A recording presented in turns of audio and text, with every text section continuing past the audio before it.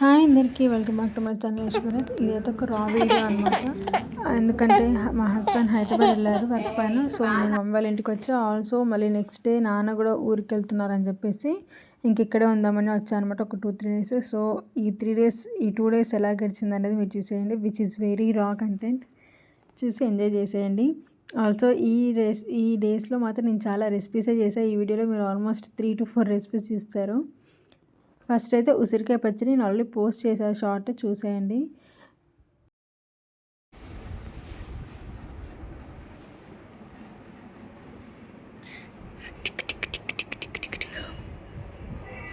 అప్పుడురా ఇంకా ఈవినింగ్ అయ్యాక మ్యాగీ చేసేసుకొని బనానా చిప్స్ చేద్దామని అనుకున్నాము. యూట్యూబ్లో చూసి సడన్గా చేయాలనిపించింది. అయితే ఇవి అంత కొంచెం పండిపోయాయి. ఒకటి బాగానే ఉంది కానీ ఇంకొకటి పండేసరికి అంత బాగా రాలేదు. అసలు నాకు అర్థం కూడా కాలేదు. అంటే యూట్యూబ్లో చెప్పిన ప్రాసెస్ ఒకటి, నేను చేసింది ఒకటి కాబట్టి కొంచెం బిస్కెట్ అయిందనమాట, ఫ్లాప్ అయింది. బట్ ఇట్స్ ఓకే, బాగానే ఉన్నాయి. ఎట్లా చెప్పు చెప్పు. ఉసిరికాయల నీళ్ళల్లో ఉప్పు పసుపు వేసి వేడి నీళ్ళలో నానబెట్టేస్తాను. వేడి నీళ్ళ? నేను అవి దిష్టిపోవడానికి నిమ్మకాయలు ఏమనుకున్నా. పచ్చిమిర్చి కట్ చేసి అదనమాట ఒక చిన్న టిప్ చెప్పింది మా మమ్మీ. ఇట్లా తింటే బాగుంది, టేస్ట్ నాకు నచ్చింది. పుల్లగా అనిపించలేదు, తినడానికైతే బాగుండే. మీరు కూడా ట్రై చేయండి ఒకసారి. తర్వాత ఇంకా నేను బనానా చిప్స్ ఇట్లా చేస్తున్నా. అవి ఏంటో కొంచెం మాడిపోతున్నాయి, కొంచెం వస్తున్నాయి, అర్థం కాలేదు. ఇంకోసారి ప్రాపర్గా చేసి చూపిస్తా. మా పప్పులు అయితే ఏ చేస్తే అది కావాలని వచ్చి కూర్చుంటుంది అక్కడ. దాన్ని చూసేలోపు ఇటు మాడిపోయాయి. కాకపోతే నెక్స్ట్ రౌండ్ బాగానే వచ్చింది. ఇది కొంచెం ఫ్లేమ్ ఎక్కువ ఉండేసరికి ఇవి మాడిపోయాయి అనమాట. ఇంక తర్వాత నుండి అయితే ఓకే, కొంచెం తినొచ్చు, పర్వాలేదు అన్నట్టుగా ఉన్నాయి. డ్రై షీట్ బయట ఉంది.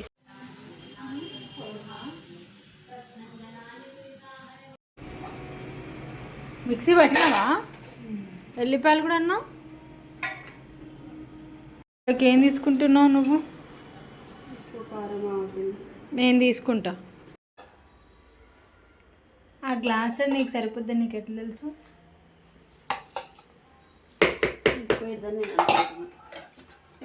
ఎక్కువ ఎన్ని కాయలు?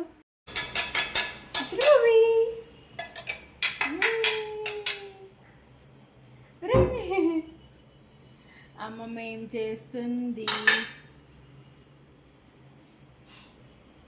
గ్లాస్ కారం, హాఫ్ గ్లాస్ వెల్లిపాయలు. ఉప్పు ఎంత వేసినావు మమ్మీ నువ్వు? గ్లాసు. ఇవెంత మరి? తగినంత. మీ టేస్ట్ తగ్గట్టు వేసుకోండి దయచేసి. కొలతలు మాత్రం మమ్మీని అడగండి. ఇంకంత పెద్ద మనిషి కాలేదు మా మమ్మీ. కొంచెం జీలకర్ర కూడా తాలింపులోకి.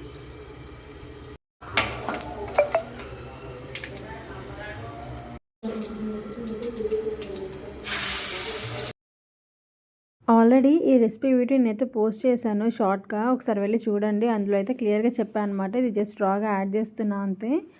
కొత్తగా చెప్పేది ఏమీ లేదు, అందరికీ తెలిసిందే కాబట్టి మమ్మీ కూడా అట్లా చెప్పేసింది.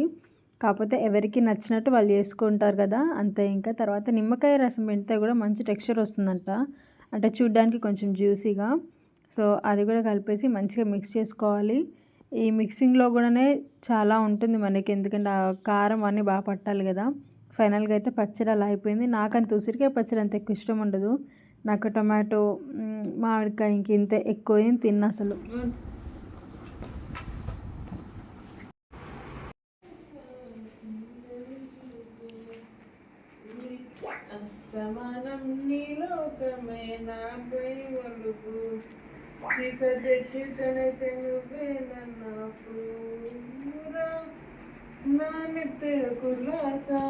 నీ కళ్ళకి చేసా, నీ వంశం రైసు చేసా, ఎందుకు పుట్టిందో పుట్టింది పుట్టింది పట్టింది పట్టింది. అవి జోల పాటలా? జోల పాటలు అవి. ధ్రువ ధ్రువ ధ్రువ का वस्तु,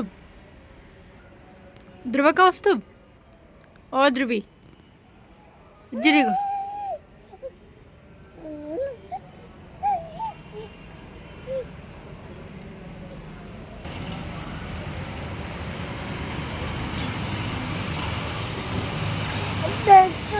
సో ఇది నెక్స్ట్ డే రోజు మార్నింగ్ ధృవ స్నానం చేసి కాసేపు అలా నేచర్ ఎంజాయ్ చేస్తున్నాడు.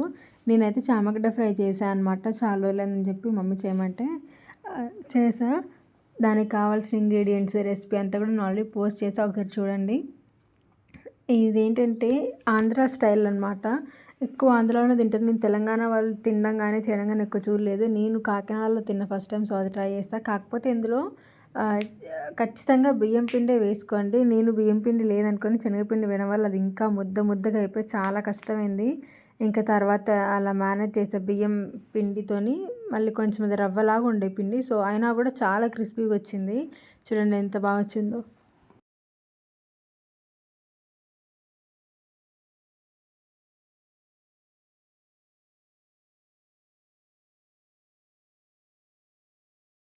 ఇలా రావాలి, వస్తే టేస్ట్ చాలా బాగుంటుంది. తర్వాత తాలింపు వేసుకోవాలి. కొబ్బరి పొడి అయితే కంపల్సరీ. పచ్చి కొబ్బరి అయినా ఎండు కొబ్బరి అయినా పర్వాలేదు. పచ్చి కొబ్బరి అయితే కొంచెం ముందే ఆయిల్లో వేసుకొని రోస్ట్ చేసుకుంటే బాగుంటుంది. ఎండు కొబ్బరి అయితే లాస్ట్లో యాడ్ చేసుకున్నాం. ఓకే, సో ఫైనల్గా అయితే టేస్ట్ అదిరిపోతుంది.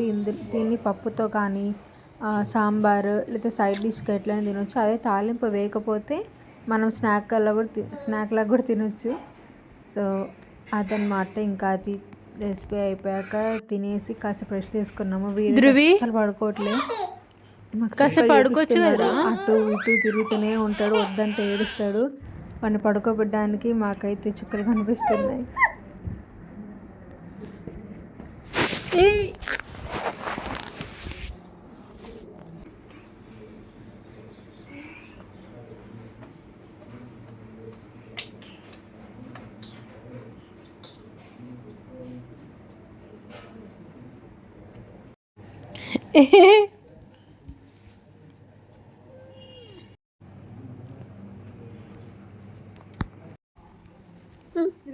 అత్త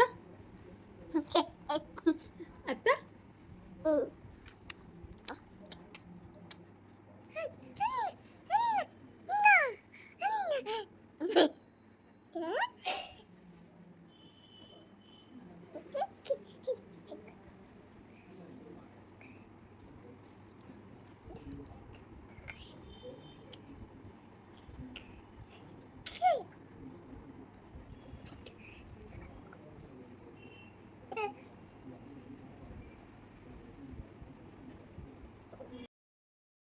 ఏం చేసినా కానీ వాడు అస్సలు పడుకోలేదు. ఇంకా ఈవినింగ్ 6 అయిందని చెప్పి ఇంక మళ్ళీ కాస్త బయటకు తీసుకొచ్చి టీవీ చూపిస్తున్నా. అప్పుడు నిద్ర వస్తుంది వాడికి. ఇంక చూడండి అప్పుడు పడుకున్నాడు. అది కూడా ఎంతసేపు కాదు, ఒక ½ అన్ అవర్ పడుకున్నాడు అంతే. నేను కొబ్బరి లడ్డు స్టార్ట్ చేసిన ఇంకా వెంటనే లేచాడు కూడా. మళ్ళీ కొబ్బరి లడ్డు చేస్తున్నాను అనమాట స్నాక్ కోసం. లడ్డూ చేయడం ఈజీయే కానీ కొబ్బరి తురడం బెల్లం తురడం మాత్రం చాలా కష్టం. ఆ పని నేను మా చెల్లెకి అప్పగించేసా. మార్నింగే మంచిగా కొబ్బరి అంతా తురిమేసి పెట్టింది. అంటే చిప్ప నుండి పగలగొట్టేసి సెట్ చేసి పెట్టింది నాకు. ఇంక ఈవినింగ్ అయితే నేను చేసా. ఆఫ్టర్నూన్ అనుకుంటుంటే అది ఈవినింగ్ అయింది ధృవ వల్ల. ఇంక ఇది కలుపుతూనే ఉండాలి, లేకపోతే కింద మాడిపోతుంది. అండ్ మా మమ్మీ వాళ్ళ ఫ్లేమ్ కొంచెం పెద్దగా వస్తుంది స్టవ్ బాగా. సో ఇంకా కలుపుతూనే ఉన్నా. చాలా చేయి నొప్పి కూడా వచ్చింది అసలు. కానీ వదిలేస్తే మాడిపోతుంది. ఇంకా అది మంచిగా రోస్ట్ అయ్యే వరకు కలిపి నెయ్యి కూడా యాడ్ చేసుకోవాలి. నెయ్యి లేనిది అసలు ఏం చేసినా వేస్టే అనిపిస్తుంది నాకు. నెయ్యి అంటే నాకు అంత పిచ్చి. ఇంకా ఇందులో మాత్రం తగ్గేదే లేదని మంచిగా నెయ్యి వేసుకున్నాము. రోస్ట్ అయ్యాక నేను నువ్వులు కూడా యాడ్ చేసా. మొన్న ఒకసారి మమ్మీ నువ్వులు యాడ్ చేస్తే టేస్ట్ బాగుంటుందని చెప్పి నువ్వులు కూడా యాడ్ చేసా. టేస్ట్ మాత్రం ఈసారి కూడా చాలా బాగా వచ్చింది. నెక్స్ట్ బెల్లం యాజ్ యూజువల్గా. ఇంకా అవన్నీ వేసి మళ్ళీ మంచిగా కలిపి దగ్గరకు వచ్చే వరకు ఉంచేసా స్టవ్ పైనే.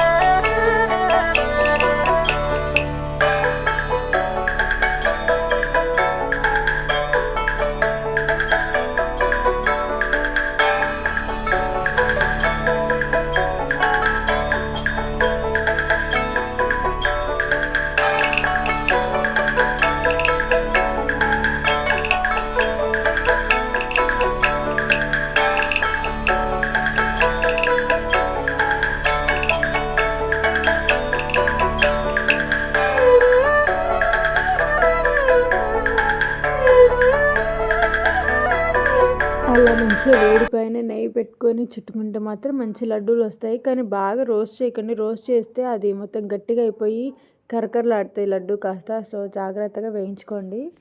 ఇంకా ధృవి చూడండి లేచి వాళ్ళ నాన్న దగ్గర కాసేపు కూర్చున్నాడు.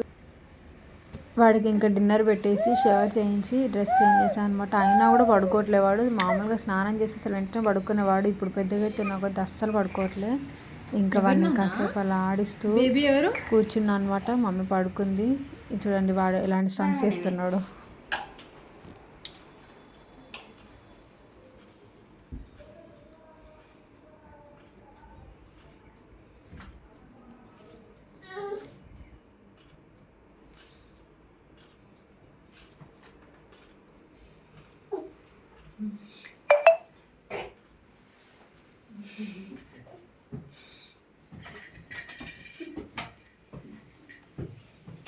ధృవి ధృవి